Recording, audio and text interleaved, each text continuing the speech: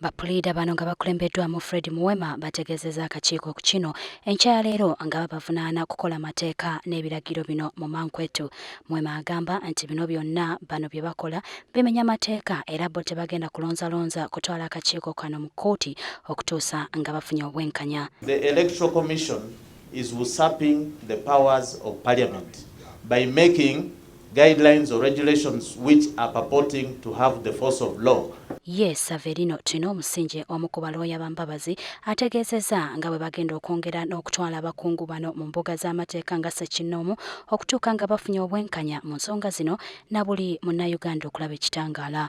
Finally put you on notice that anytime this week we are serving you with court papers so that you personally, Dr. Kigundu, can answer and understand what it means to misapply the law. Yeah. Together with your officers, Talema, who is seated here, who is standing here, and Mr. Paul of Kenya. You want to take us to court? You can take us to court.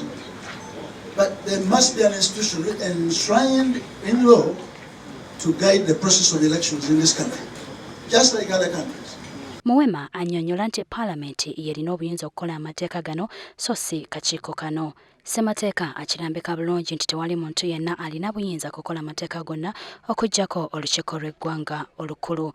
When you make guidelines for voter education, you are supposed to gazette them.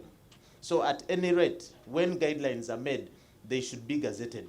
You don't just sit and say these are the guidelines. For your information, we don't even have those guidelines you're talking about.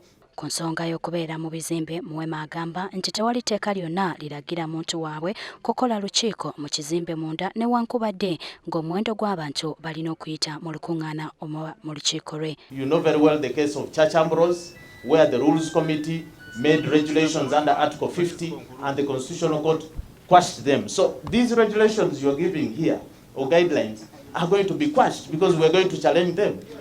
Eno yandiba entandikwa ey'olutalo wakati wa poliisi, akakiiko k'ebyokulonda ne Patrick Amama Mbabazi olusuubirwa okukyusa ebintu bingi omuli ebyafaayo ebiriwo ssaako n'ebyebijja.